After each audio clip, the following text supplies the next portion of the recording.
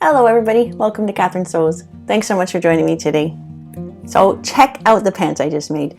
These high-waisted, wide-legged, pleated trousers are totally on trend right now. Really fun to wear, and I want to show you today how you can make them. Take any plain pant pattern, turn them into pleated pants, and how you can sew them up really quickly.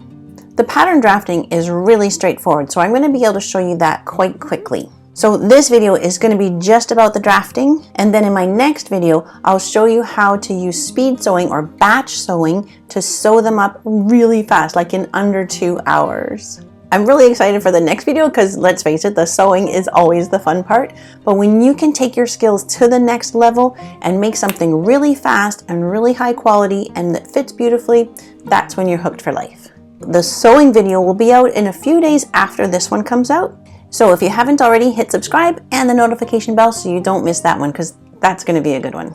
So today's all about the drafting, and the pant pattern that I'm starting with is the wide leg pant from peppermintmag.com. And of course I'll put a link to this pattern in the description box below. I used it as part of my #SewFrugal22 challenge where I made it up in a plaid, and I taught in that video how you can easily match plaids without having to go through a whole bunch of extra steps. So I absolutely love those pants, but I did make a few changes today to make these pleated ones. So I'll be showing you how to add the extra fullness to the front to make the pleats. Another change I'll make is to make the angled slash pocket. The wide leg trousers come with like a curved, almost Western style pocket, and that just takes up too much room in the waistband to be able to fit the pleats in. So this is a really easy change to make, just to buy yourself that extra space for the pleats. And then the other thing that I changed is the waistband. The wide leg pants come with a curved waistband, and if you've sewn a curved waistband before, you know that there's 8 pieces involved, 8 small curved pieces, and it's a little finicky and not my favorite. And so I do prefer a straight waistband. The curved waistband makes perfect sense if it's a lower waist, where your measurement at the top is a little bit smaller than your measurement at the bottom of the waistband. But these are a high-waisted trouser, and so it sits right at your natural waist. There's just no need for it to be a curved waistband. And so this straight waistband is really easy to draft and much easier to sew than the curved waistband. And I also do like it because I'm using a pinstripe fabric, so the stripe sits nicely on that straight waistband. And then the very last change I made is the wide leg trousers are a cropped pant, but I wanted full length, so I added length. I think I started off in the video adding 4 inches, but I only needed actually to add about 2 3/4. So the pattern drafting technique I'm just about to show you is the same slash and spread technique that I've used in a couple of t-shirt videos, including this one, where I slashed and spread the sleeve to add that fullness. So I'm going to show you that first in miniature, just so it's really clear before I do it to the big pattern. I think that's all I need to say, so let's get busy. So this is the miniature of the pant front. What we want to start with is finding this center line. So if you take your whole pant pattern and you fold it in half, starting at the bottom, bring your edges together from the bottom to at least about the knee. Your edges should be able to come together, and you'll just follow that fold all the way up. Your inseam is going to come out past the side seam. From the knee up, the inseam flares out, so as long as you have the bottom half of the leg together, follow that fold all the way up. Good? So that center line is important because the pleats will sit very nicely. If you have one pleat there, you can add a second pleat in between that center and the side seam. You could have another pleat in there. Now your pant pattern might come with a dart in it, and you would never sew a dart and a pleat. So you just need to be aware of the measurement of that dart, and that amount would get incorporated into the pleat. So I'm going to show you 2 ways that you can slash and spread this piece to add fullness to allow for 1 or 2 or more pleats. So the first method is just by tracing. So if I didn't want to cut my pattern piece, then I would just trace from that halfway point all the way around to the halfway point at the bottom, and then swing this halfway point out the full amount of my total pleating. For the pants that I'll be doing, I'm going to be adding a total of 3.5 inches of pleating. One 2-inch pleat and then a pleat that's 1.5 inches. And so I would swing that out 3.5 inches, right? However, if I'm going to be incorporating a dart, which the pattern that I'm using does not have a dart here, but if I did, let's say that dart is 1 inch, then I will be swinging out 2.5 inches and adding that 1 inch into the pleat to make my full 3.5 inch wide pleat. Make sense? Okay, so once I've swung that out, the equivalent of either the 2.5 or 3.5, depending if I have a dart or not, and the size of the dart, then I would complete the tracing. My grain line would stay in the same place in relation to the center front of the pant, because the larger pleat will fold into this line.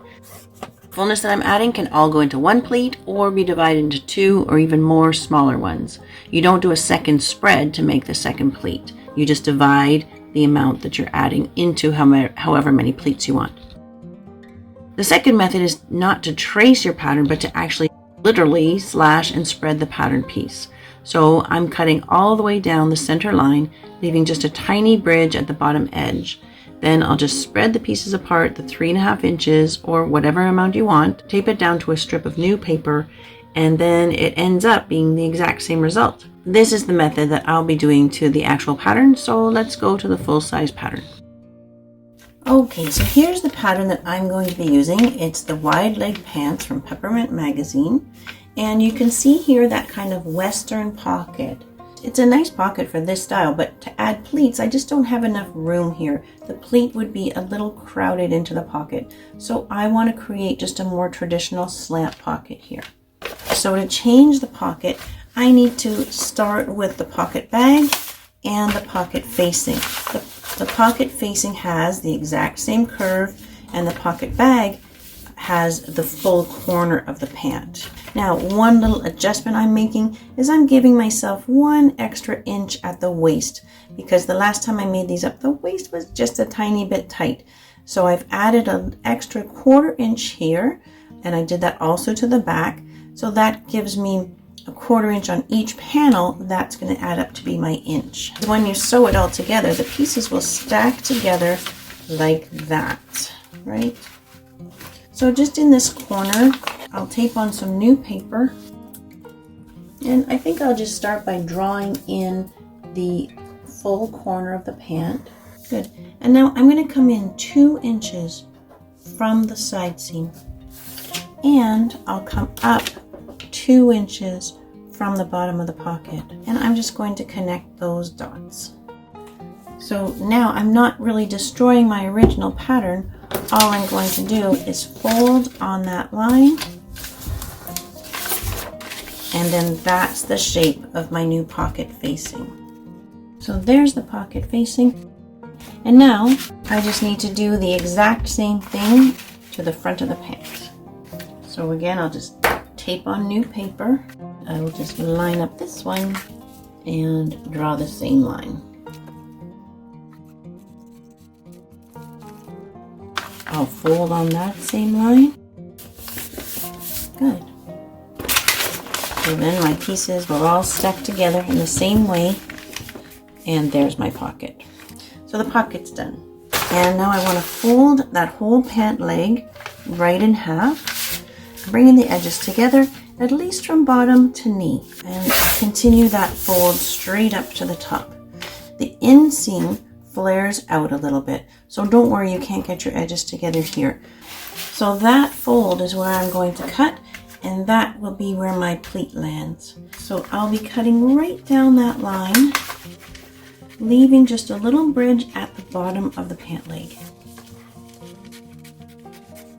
I think I will do a second smaller pleat here, but I'm not going to cut another line. I'm just going to add the amount that I want here into this opening. If I want to have a 2-inch spread here and maybe just 1.5 inches spread there, that means I need 3.5 inches total.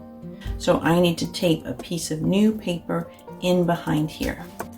And now I'm going to mark out 3.5 inches from there and bring that edge over that 3.5 inches.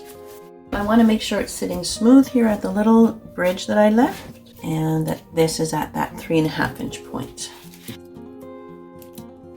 If I ever want to do the pants with a flat front again with no pleat, I can just fold that pleat away. Good. While I've got it folded, I'm just going to cut straight across the top here. So just to make this as clear as I can for you, I did a 3.5 inch spread here to allow for one pleat that's 2 inches and one that's 1.5 inches. So now this point, we'll go over to here, a 2 inch pleat there, and a 1.5 inch pleat there. So there we go. There's the one spread that's going to be taken up into 2 pleats. Does that make sense? Okay. And the reason I like starting from that center line is because when you fold your pleats, this first fold blends right into the center front crease of the pant, which I think looks really, really sharp. So that's why my first pleat, the notch is going to be right at that center point, and it's going to go this way toward the side. Looks good. Now this is a very wide pant leg. I might end up tapering it a bit if it's just too much volume for me and my height. I'm only 5'4", and so if it's just too voluminous, I can taper the leg in, but I'm not going to do that before I cut. I can always do that later. This wide leg trouser is meant to be cropped, and I want mine full length. So I've added 4 inches in the length here. The last change I'm going to make is I just don't want to deal with all of these little pieces of the waistband, right? You have to cut 2 of these, 4 of these, and 2 of these. And so 8 little pieces, it just drives me crazy. And there's just no need for it to be curved when it sits at your natural waist. So what I'm going to do instead is cut 2 rectangles. And this is again in miniature. This is not even to scale. But this direction, it's going to be my waist measurement divided by 2 because I'm cutting 2 pieces, plus 3 inches. I'll have 1 inch of seam allowance at the center back and 2 inches for the center front. I'll only need it for one side where the fly extends out, but I'll still cut it for both and then trim off what I don't need. The depth of it will be whatever my desired depth is. I like it to be about 1.25 inches times 2 because this will be folded, plus 1 inch if I do about 1/2 inch seam allowance on either side. So it's whatever your desired depth is times 2 plus 1 inch. So for me, 1.25 inches times 2 would be 2.5 plus the 1 equals 3.5 inches that way. Because I'm using a pinstripe fabric, I definitely want to have the stripes going this way on my rectangle, so that will be my grain line. Good. But honestly, I'm just going to be drawing this out in wax on my fabric as I cut. So I hope that drafting was really clear, that you kind of get how that's going to work and you're able to do it. If you have any questions at all or any comments, leave them in the comments below. So that's it for the drafting. Go ahead, cut out your pants, and I'll see you in a few days for sewing them up really nice and quick. It'll be really fun and it'll take your skills to the next level. Until then, you take care.